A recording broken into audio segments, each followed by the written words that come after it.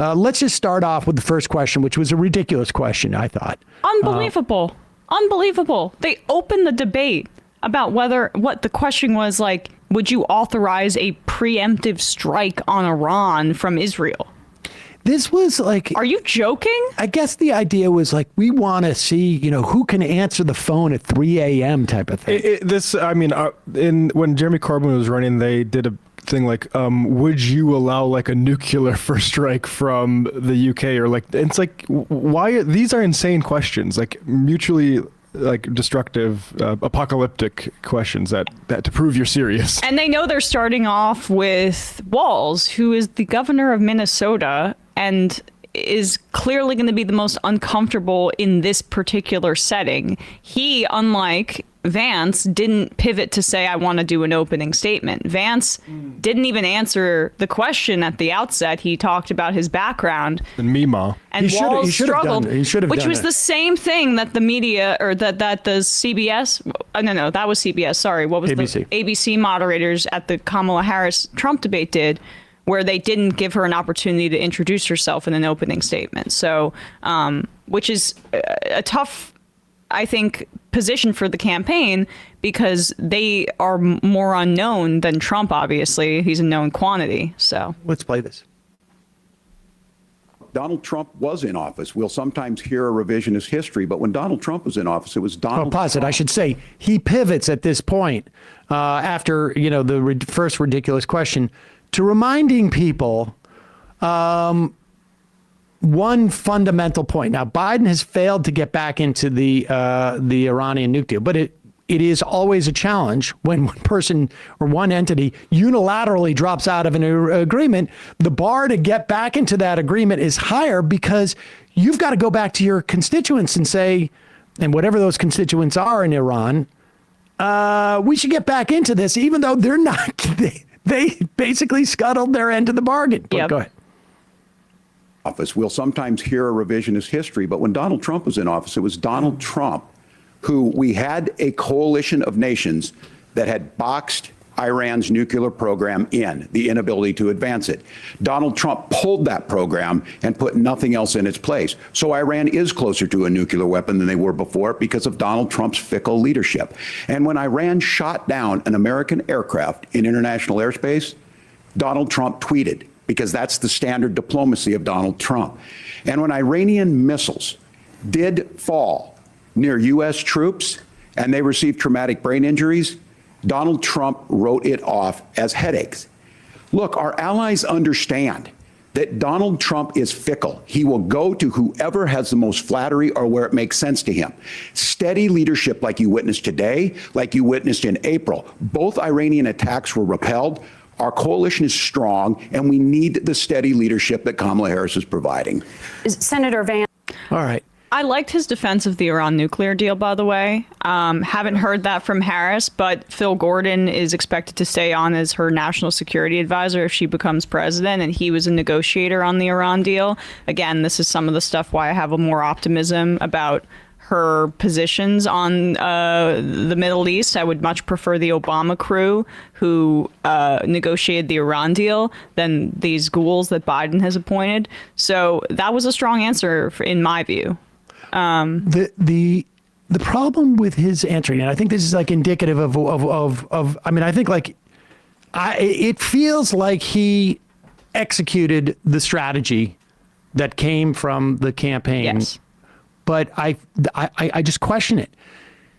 You don't call Donald Trump fickle. Like, I get it. He's Midwest nice. But you don't call Donald Trump fickle. You got to be a little bit more pointed. Everybody running around, if everybody comes around with like the feeling like Donald Trump is fickle on foreign policy, I just don't know if that's enough for what you need to do. You need to say Donald Trump is, you want to say fickle once, that's fine. But you got to say then we don't need unstable leadership. We don't need inconsistent.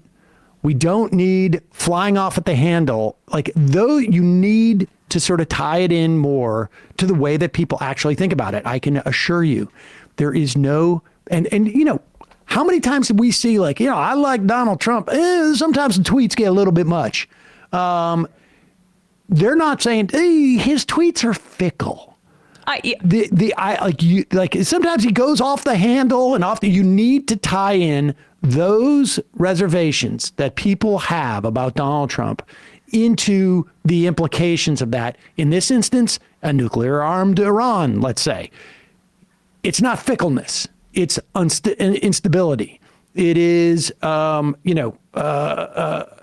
instability is really the word I would use. In that respect, this is like thematically what I think was left on the table. That question did not hurt Walz. And we have polling, we'll talk about this well. Walz did fine, but there was a lot left on the table in this last opportunity to make a case to the American public. Yeah, I mean, it's disconcerting to see that Vance's favorables went up, but it's hard for me to assess. The numbers look better than I anticipated. This was our analysis last night. If they're trying to win over people by not being as inflammatory and agreeing all the time, that clearly was the campaign strategy. And then he's polling better with independents than Vance. So I don't know what to say about it. The goal is to win. But the goal ultimately wasn't to beat Vance in this. The goal is to make people not vote for Donald Trump. Well, he mentioned Donald Trump a million times. Yes, he did. And Vance tried not to. I'm just saying that, you don't want people walking away going, Donald Trump is fickle. You want people walking away going, Donald Trump is unstable. Donald Trump, if you're not going to say the word weird is not the same as fickle. Weird is the same as unstable. Weird is unpredictable. Those are the words that you create a little more jeopardy. All right. I mean, this is nitpicky. I get it. But this is, we're doing a whole show on this. So who knows? This is one moment that I think is going to get some play. And it's hilarious. I tweeted about this. And I got inundated by small right-wing accounts that were really upset at how CBS supposedly changed their rules. Now, CBS had said that they weren't going to fact check, at least in the context of some news stories I saw, but they also supposedly were going to have a QR code up there the whole time, which they didn't do. They just had a QR code to some other weird thing. So who knows what exactly the rules were in this regard, but also who gives a shit? Right. The idea that we wouldn't do this debate if we weren't allowed to lie, which is, what the premise is amazing. But here is Walz. They're talking about, and we know, look, we have seen J.D. Vance has already admitted on live television that he made up the story about the cats and dogs in Springfield, Illinois. He repeated a made-up story, but he repeated it, but he said he said he made it up. Oh yeah, no, he said, but I'm okay with that. Right. Here's Walz going in, and Walz doesn't go hard. Unfortunately, at the very least, the CBS moderators said some tiny thing. This is the exchange about immigration. What about our CBS News polling, which does show that a majority of Americans, more than 50%, support mass deportations? Look, we fix this issue with a bill that is necessary, but the issue on this is what happens when you don't want to solve it. You demonize it. And we saw this, and Senator Vance, and it surprises me on this, talking about and saying, I will create stories to bring attention to this. That vilified a large number of people who were here legally in the community of Springfield. The Republican governor said, it's not true, don't do it. There's consequences for this. There's consequences. We could come together. Senator Langford did it. We could come together and solve this if we didn't let Donald Trump continue to make it an issue. And the consequences in Springfield were the governor had to send state law enforcement to escort kindergartners to school.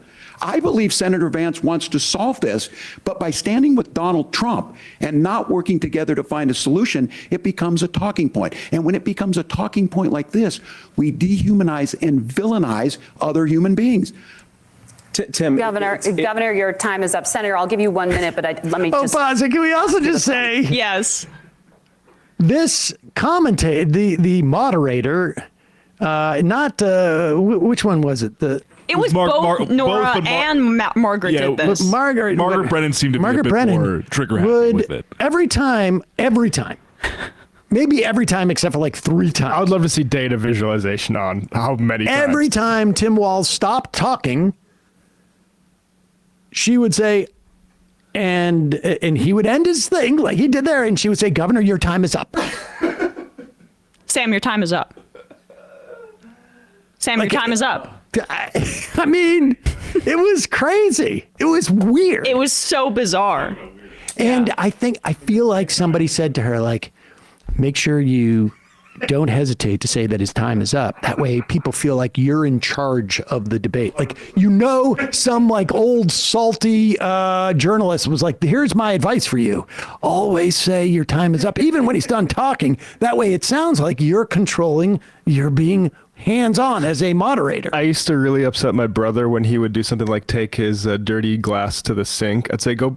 Once he had just finished doing it, I'd say, can you put your dish away, please? As if I asked him to do it. It was like some sort of mind trick. Right.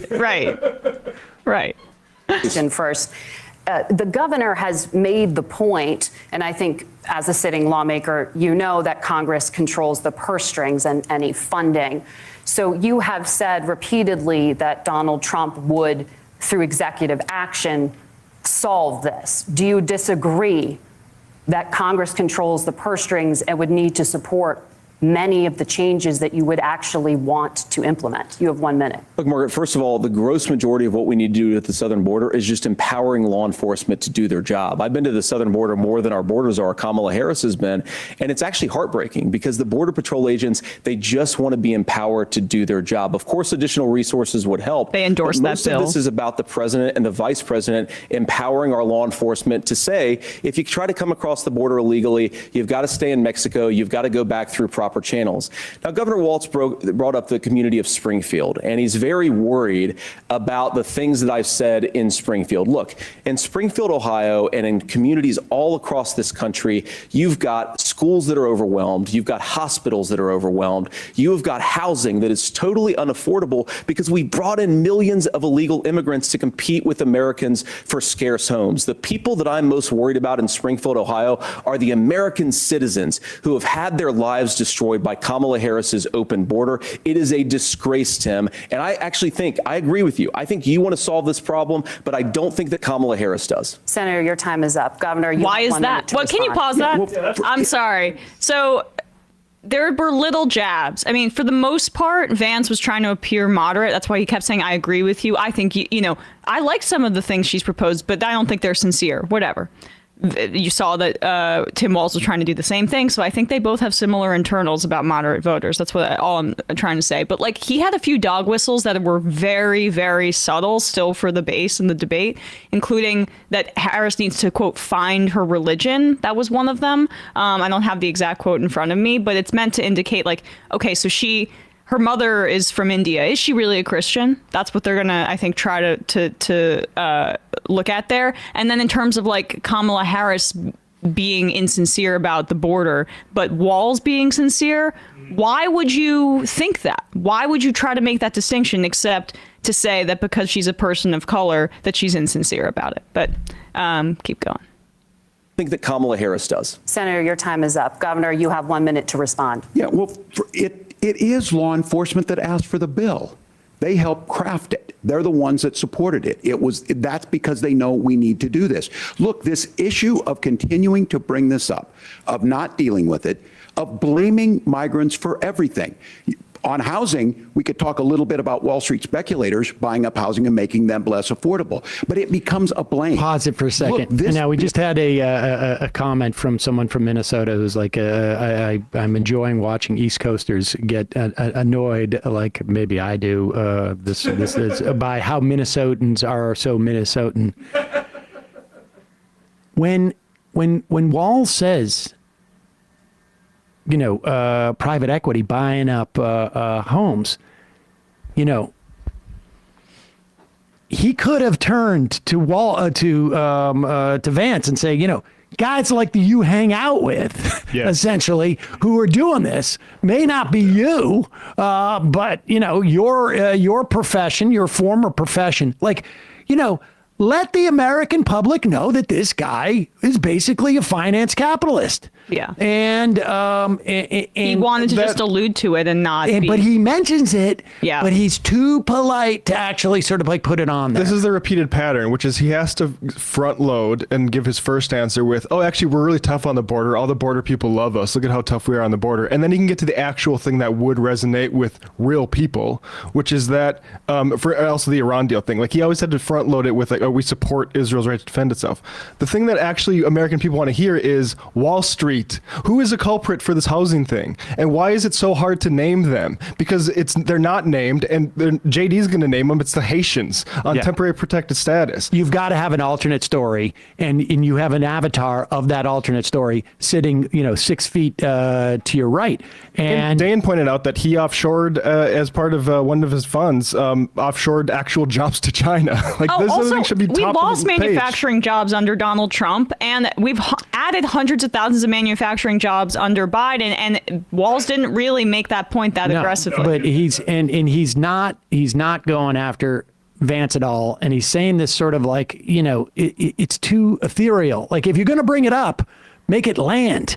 Yeah, hit him with it. You're not talking to me. Obviously, I know that story. I know what you're saying, but not many others do. But go ahead. Buying up housing and making them less affordable, but it becomes a blame. Look, this bill also gives the money necessary to adjudicate. I agree. It should not take 7 years for an asylum claim to be done. This bill gets it done in 90 days. Then you start to make a difference in this, and you start to adhere to what we know, American principles. Look, I don't talk about my faith a lot, but Matthew 25:40 talks about, to the least amongst us, you do unto me. I think that's true of most Americans. They simply want order to it. This bill does it. It's funded. It's supported by the people who do it. And it lets us keep our dignity about how we treat other people.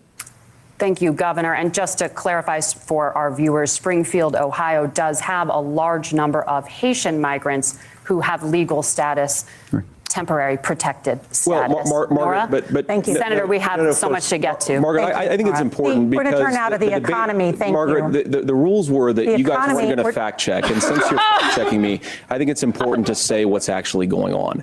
So there's an application All right, called pause it. CBP. Okay, I mean, Whiner. So he called them illegal. And now, like, he wants to come in and say, like, you can't fact check me on that. I wanted to be able to say that they were illegal. And he whined about this. And, at this point, I want Walz to say, and by the way, why did you insist on making a rule that there was no fact checking? I just think that's ridiculous. Exactly. I'm okay. You know what? If I'm Tim Walz at that point, I say I'm okay with them fact checking me. Will you be okay with that too? It's just let's make a pledge not to lie, and if we lie, they can call us on it. Like there's opportunities here where you can maintain that niceness, but go after Vance, or just say or. If you don't want to go after Vance because you don't want to be perceived as being, you say like, it is the case that we don't have a fact check because it was such a problem for Donald Trump at the last debate. You could do it that way. But your point is, I think, like, they both have, I think, similar strategies in the sense that they were trying to be amicable with one another. But it's not an analogous situation that they're in. J.D. Vance has very low unfavorables and needed to do this. To your point, if this was a more aggressive campaign, Walz had more to gain by being adversarial because he has built-in goodwill with favorables. Now, let's just be clear. We'll get to these numbers later. Both of their favorables went up after this debate. Something like Walz is like plus 36 in the CNN instant reaction, and Vance went from minus double digits to -3. So both grew, but you could have limited the ceiling for Vance by being more aggressive because of the built-in advantage from the favorability. I want to also say that, these are my reactions, and I am perfectly aware that their strategy was not to appeal to people like me. But the reason why we read that tweet thread from Rua Roman up front, both because it has to do with an issue that's really, I think, important to a significant portion of the Democratic base, but also because it understands, like, it is a theory about partisanship and electoralism in places like Georgia, where you cannot rely on that person living in the cul-de-sac who, more often than not votes Republican, but really respects Dick Cheney, going like, hey, this time around, I'm not going to vote for Trump. Maybe if we persuaded. What you need to do is be able to get a greater number of that cohort that's already inclined to vote for you, 18 to 35-year-olds, people of color. That's what you really want to drive out, just a couple of percentage more of them. I agree. Democrats don't want to win that way, though. In the sense that this is a standard Democratic campaign, and the standard Democratic consensus is exactly what we say. They're hyper-targeting moderate, older, suburban voters in Pennsylvania, in Michigan, in Wisconsin, somewhat in North Carolina, and in the Sun Belt as well. I think Georgia's probably lost, but we don't Jeff need to Guerin, the pollster you mentioned that said, stop saying weird and then we're not going back. His review of Walz last night was really great job by Governor Walz tonight. His decency, compassion, and common sense really shone through. So he got what he wants. So. Yes, but the problem is that, like, nobody... Walz can be very popular and people can still vote for Donald Trump. That's right. The problem. Right. Here is another topic where I feel like there was a huge liability that J.D. Vance had, which is, and I will sum it up, and you see if Walz communicates this. When you talk about creating different risk pools and making insurance cheaper for people who don't need as much, what you're talking about is raising rates for everybody eventually, making insurance more expensive because we're all going to get older. That's it. And this answer by Walz, reportedly, the dialers, say that he shot up in this answer. There should be more focus on healthcare in this campaign. That is like a lesson from, I think, this response. Problems facing Americans is the high cost of health care. Senator Vance, at the last presidential debate, former President Trump was asked about replacing the Affordable Care Act. In response, he said, I have concepts of a plan. Since then, Senator, you've talked about changing how chronically ill Americans get health insurance. Can you explain how that would work? And can you guarantee that Americans with pre-existing conditions won't pay more? I'll give you 2 minutes. Well, of course, we're going to cover Americans with pre-existing conditions. In fact, a lot of my family members have gotten health care.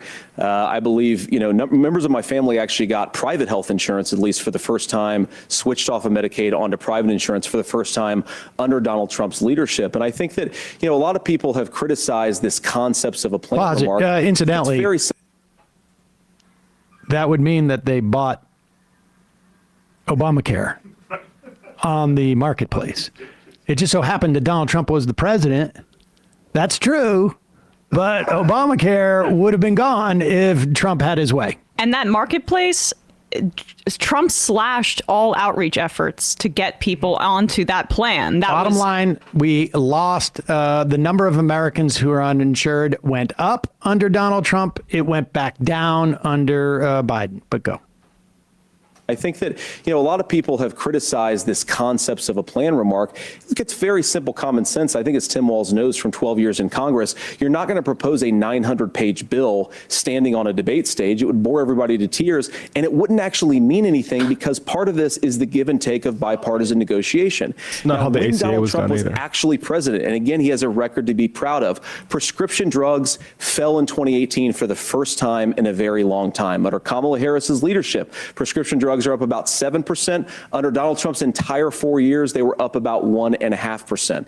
He introduced pricing transparency. You think about healthcare. You go into a hospital, you try to buy something, and nobody knows what it actually costs. That price transparency will actually give American consumers a little bit more choice and will also drive down costs. And we talked about, the reinsurance regulations is what I was talking about. Look, Donald Trump has said that if we allow states to experiment a little bit on how to cover both the chronically ill but the non-chronically ill, it's not just a plan. He actually implemented some of these regulations when he was president of the United States. And I think you can make a really good argument that it salvaged Obamacare, which was doing disastrously until Donald Trump came along. And I think this is an important I'm sorry. Okay, so Donald Trump ran on appealing the Affordable Care Act, Obamacare. That was and then he said, we're going to get rid of it. It's horrible. And I'm going to replace it with something much better. We're going to insure everybody. Like, he lied through his teeth in 2016 and co-opted that rhetoric because Hillary couldn't counter it with anything more populist. He signed on to a lawsuit to gut the ACA as well. And he cut into, as I mentioned before, right? Like, he slashed the budget to advertise the programs and made it much more difficult, and people lost insurance under Trump. Okay. Disastrously until Donald Trump came along. And I think this is an important point about President Trump. Of course, you don't have to agree with everything that President Trump has ever said or ever done. But when Obamacare was crushing under the weight of its own regulatory burden and healthcare costs, Donald Trump could have destroyed the program. Instead, he worked in a bipartisan way to ensure that Americans had access to affordable care. It's not perfect, of course, and there's so much more that we can do. But I think that Donald Trump has earned the right to put in place some better health care policies. He's earned it because he did it successfully the first time. Governor? All right, here's where being an old guy gives you some history. I was there at the creation of the ACA.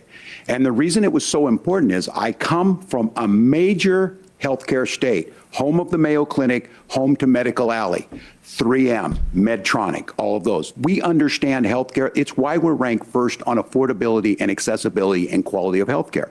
And so what I know is under Kamala Harris, more people are covered than they have before. And those of you listening, this is critical to you. Now, Donald Trump all of a sudden wants to go back and remember this. He ran on the first thing he was going to do on day one was to repeal Obamacare. On day one, he tried to sign an executive order to repeal the ACA. He signed on to a lawsuit to repeal the ACA, but lost at the Supreme Court.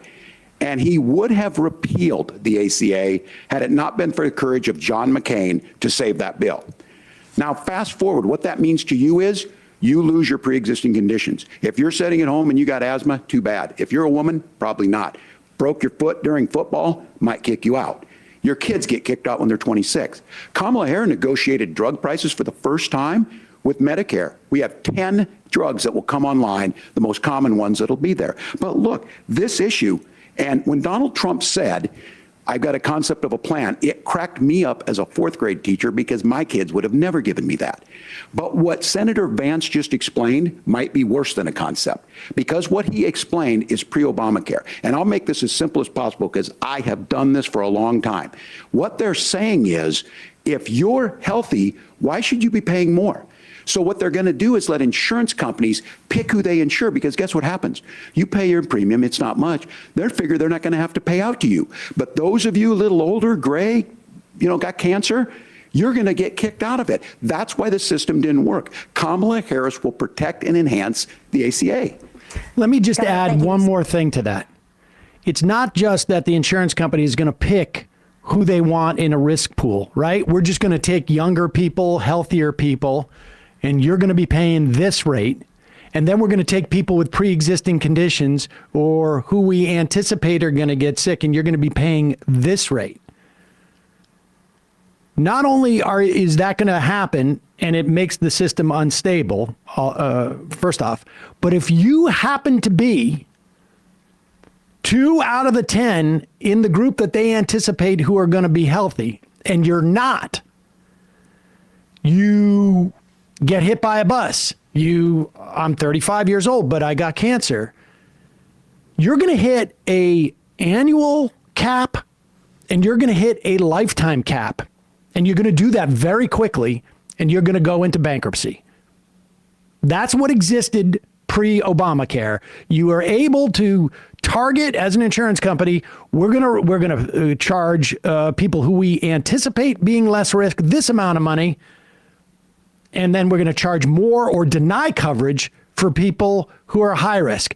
Now, instead of denying coverage, Vance is saying, oh, we'll let you have coverage. It's going to be extremely expensive because you're going to make up the difference between these two groups.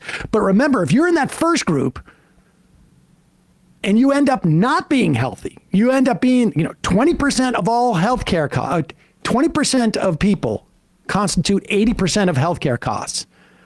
And you end up, just by the luck of the draw, being somebody who gets sick, that's when you're absolutely effed.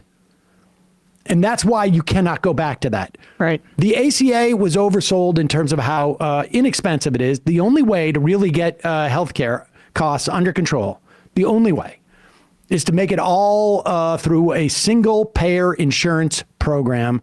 You want to call it Medicare for everybody, Medicaid for everybody, single payer health insurance. That's what you need. That's the only way to keep the costs down. But at the very least, the ACA made it impossible for you to buy junk insurance that you don't realize is junk until you actually desperately need it. All right, we got time for one more clip here in the free half of the show. This is the answer that is immediately being cut up into campaign ads. The January 6th one, which unfortunately was at the back half of the debate. Walz's weakest points were at the beginning and his strongest were at the end. But this is important because it's a signifier for extremism, January 6th. And I think that's what resonates with independents. Over 60% of independents believe that Biden won the election in 2020. So reminding them of this is an indication, no, this side is extreme, and this is where I think they have their strongest strategy with moderate voters. And when we're going to take a break after this one and go into the fun half. I've got to jump, but Emma will show that there are polls that indicate that this type of stuff right here really resonated with independent voters, and that seems to have been their strategy. And that's why you're going to see this clip over and over again. They're going to deploy this clip. They got their line bite for the night. Governor. January 6th was not Facebook ads. And I think a revisionist history on this. Look, I don't understand how we got to this point. But the issue was that happened. Donald Trump can do it. And all of us say there's no place for this. It has massive repercussions. This idea that there's censorship to stop people from threatening to kill someone, threatening to do something, that's not censorship. Censorship is book banning. We've seen that. We've seen that brought up. I just think for everyone tonight, and I'm going to thank Senator Vance, I think this is the conversation they want to hear. And I think there's a lot of agreement, but this is one that we are miles apart on. This was a threat to our democracy in a way that we had not seen. And it manifested itself because of Donald Trump's inability to say. He is still saying he didn't lose the election. I would just ask that. Did he lose the 2020 election?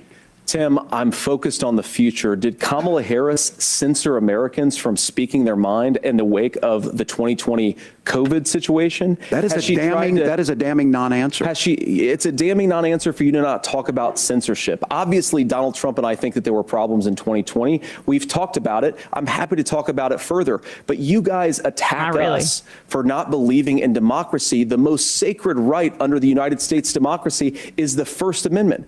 You yourself have said there's no First Amendment right to misinformation. Kamala Harris wants to use the power of government and big tech to silence people from speaking their minds. That is a threat to democracy that will long outlive this present political moment. I would like Democrats and Republicans to both reject censorship. Let's persuade one another. Let's argue about ideas, and then let's come together afterwards. You can't.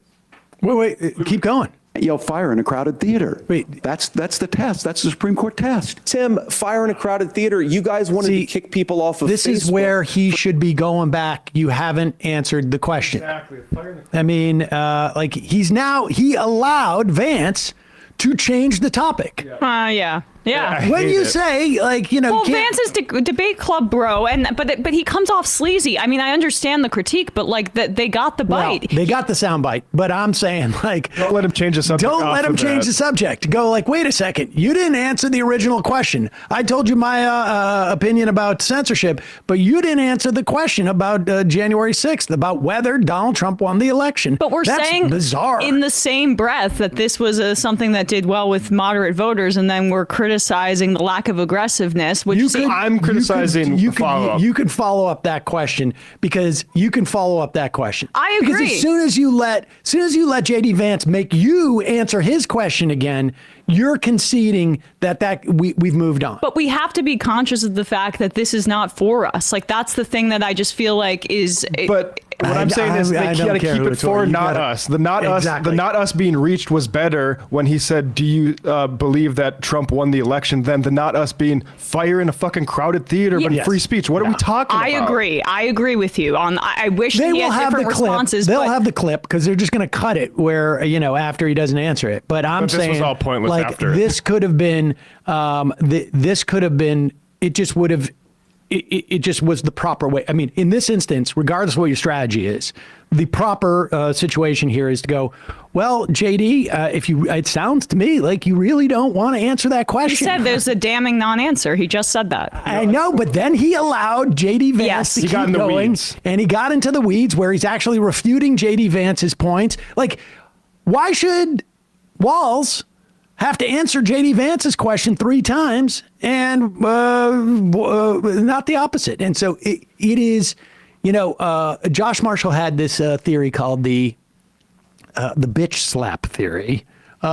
This is back 20 years ago about how when Republicans beat up Democrats and they don't in any way stand up for themselves, it is the subtext that's being communicated is, I won't stand up for you either. I can't stand up for me. You can't assume I'm going to stand up for you. And this is a situation where Vance is trying to, run roughshod. Now, it is true that we have that isolated thing there, and there is, that resonates with the sort of like corporate mainstream media. That is the end all be all because it's outside of the idea of ideological politics, right? Like this is an offense to America. This is not like, Right. wow, you're really denying Americans healthcare or et cetera, et cetera. So this is a topic that resonates. But the subtext of like Walz is not going to get pushed around by JD Vance there, it's a missed opportunity. Yeah, I hear you on that. And he had the building blocks there. He said, like, I don't run Facebook. That was a good response to this, too. And also saying, like, the book bans, Ron DeSantis. So, like, don't talk to me about censorship. Don't get into, actually, we need some moderation and fire in a crowded theater. That is, especially, like, just mention the J.D. Vance dossier. Like, mention stuff like that, like censorship. Don't get into, like, oh, maybe we do need some. That's just not a smart position to be in for, I think, we need. All right, let's just see, just to play out just a little more. For saying that toddlers shouldn't Senator, wear the governor masks. does That's have the not floor. Fire in a crowded theater. That is criticizing the policies of the government, which is the right of every American. Senator, the governor does have the floor for 1 minute to Please. respond to you. Yeah, well, I don't run Facebook. What I do know is I see a candidate out there who refused, and now again, and this, I'm pretty shocked by this. He Yeah, lost he the did. election.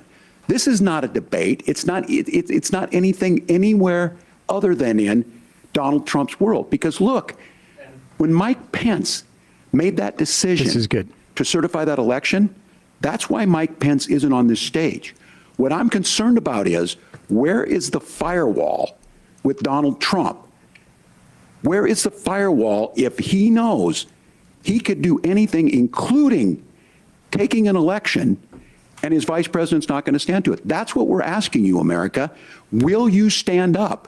Will you keep your oath of office, even if the president doesn't? And I think Kamala Harris would agree. She wouldn't have picked me if she didn't think I would do that, because of course that's what we would do. So America, I think you've got a really clear choice on this election of who's going to honor that democracy and who's going to honor Donald Trump. Governor, your time is up. Thank you. Again. But that last thing that he said there, I have to say, I had forgotten that he did that. That was, I mean, I can get nitpicky about it, but that last line where he said, like, you just failed the test because we don't know if we can trust Donald Trump to, accept the results of the election. Now, last time Mike Pence stood up to him and you just failed the test, you just said, I don't think I'm going to stand up to Donald Trump. Right. And I mean, everything that Wall said there, Kamala Harris wouldn't have picked me if it wasn't the type of person who would say, I'm sorry, Madam President, you lost the election. Or I'm sorry, Madam Vice President, you lost the election. I mean, that's and that's why people seem to think that this was his best answer for that reason. That's all I was really saying there. Yes. No, that second part where he came back, and he's hamstrung by the fact that he's like just an extremely congenial person, and also trying to find middle ground, which of course I find almost offensive. He's not a greasy lawyer. Vance comes off as the guy in Debate Club, right? And I think that's how he came off in that response. So that's why I thought it was stronger. But overall, we're in agreement on this is not a maximizing strategy for the campaign. This do no harm situation, but we'll see how it plays out. The initial response to his performance was decent. It just he didn't hit Vance or in the way that he could have. Okay. And I've got to jump, but we're going to head to the fun half. Yes. Emma is going to show you the reactions. And, for all our nitpicking, the fact of the matter is that Walz came out of this debate up on Vance with independents by almost 16 points, which almost perfectly mirrors that notion of independence, right. In their perspective on January 6th. And, in my perfect world, a Democratic president wins on single-payer health care or on, more anti-corporate domestic policy, the Supreme Court, and stopping aid to Israel. But they have a different strategy. And at the very least, whether the strategy is going to work or not, don't know. But they seem to have pursued it properly last night on their terms. And it gave them what they wanted. Hopefully that'll be enough. Hey, folks, don't forget to hit the subscribe button and check out our daily show. We do it every day at 12 p.m. Eastern for about 2.5 hours. We even take phone calls. You should check that out.